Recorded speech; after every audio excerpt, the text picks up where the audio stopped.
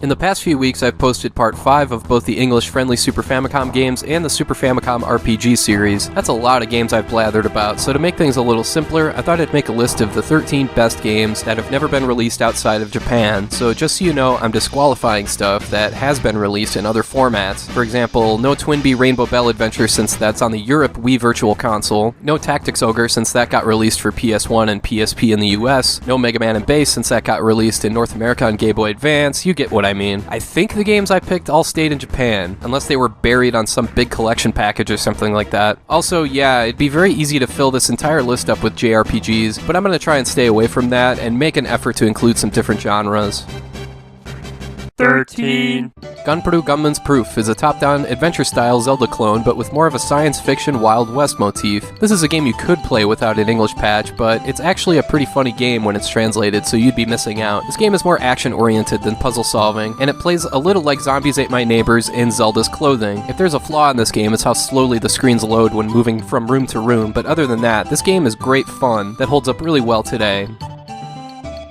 12. Magical Poppin' is a very good platformer that's structured in a similar way to a game like Super Metroid. There's multiple paths you can explore with a new path opening up for each item or ability you obtain. So yeah, the replay value for this one is great. It's great for speedruns, 100% runs, however you want to approach it. The one drawback here is that there's no map, but still, this is a fun, open-ended platformer that's well worth your time. 11. Great Battle 4, a 2D side-scrolling action platformer where you play as SD versions of Gundam, Ultraman, and Kamen Rider. Each character has their own unique characteristic that you can use to get by each level, plus there's tons of overpowered weapons, big explosions, kick-ass music, and it's 2-player co-op. If you like stuff like Mega Man X, then you gotta check this one out. 10. Rendering Ranger R2. This game is freaking spectacular looking, and it's one of the better run-and-gun titles on the Super Nintendo, with the one caveat being that it's really, really hard. This game is worth the effort though, with side-scrolling levels reminiscent of Super Turrican and horizontal-scrolling shoot-'em-up levels. But yeah, the main selling point here is how the game looks. There just aren't any other 16-bit games that have visuals or an atmosphere quite like this. 9. Fire Emblem Seisen no Keifu. Okay, technically I haven't gotten to the Fire Emblem games yet in any of my videos. There are 3 on the Super Famicom that never made it out of Japan. If anything, I hope to tackle these in the 6th edition of the Super Famicom RPG series, but the 4th Fire Emblem game, or the 2nd Super Famicom Fire Emblem game, has really been a pleasure to play. A great blend of tactical gameplay and storytelling. It's a real shame this game never made it anywhere else. 8.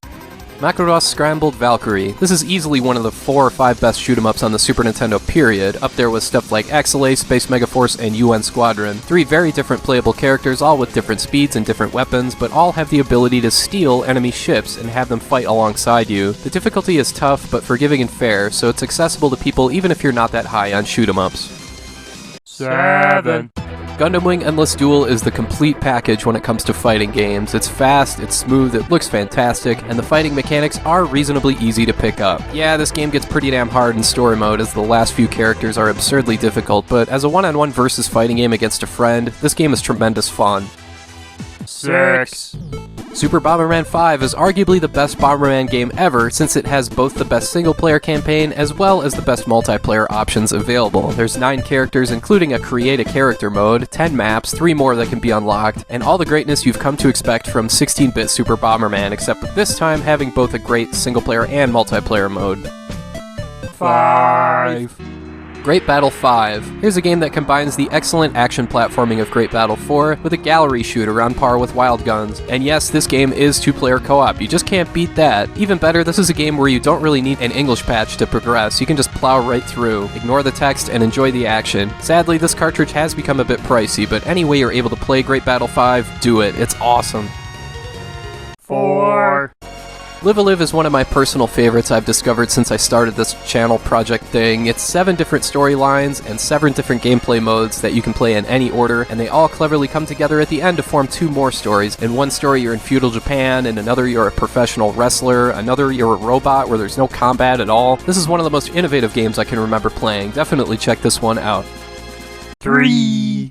Ganbare Goemon Kirikiro Doshu, Boku ga Dancer ni Natawake. Whew, that's a mouthful, but yeah, out of the 3 Legend of the Mystical Ninja sequels that never made it out of Japan, the 4th game here is the best. And this game is just, I don't even know where to begin with it. It's 24 megs, which is absolutely gigantic for a game that's not a role-playing game. That should tell you the huge amount of variety this game offers. There's so many different modes and mini-games, all while providing such fantastic visuals and a great soundtrack. The 4th Super Famicom Goemon game is almost overwhelming. It's definitely worth experiencing for yourself.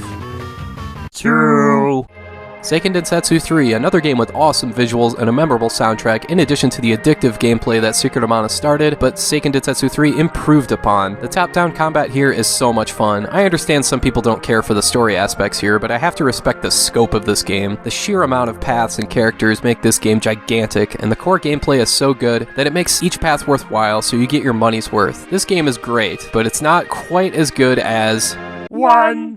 Front Mission Gun Hazard. This game, to put it shortly, is the shit. It's the sequel to the original Front Mission for Super Famicom, but a lot less tactics-centric and much more streamlined to be an action-style role-playing game with a great, engaging story, spectacular-looking battles that let you use experience points to level up your mech unit or Wanzer, and earn money so you can buy more weapons. And customizing these things and making stuff go boom is just so much fun. Also, the music here is composed by the dream team of Nobuo Uematsu, Masashi Hamauzu of Romancing Saga, and Yasunori Mitsuda from Chrono Trigger. Front Mission Gun Hazard top to bottom is freaking awesome.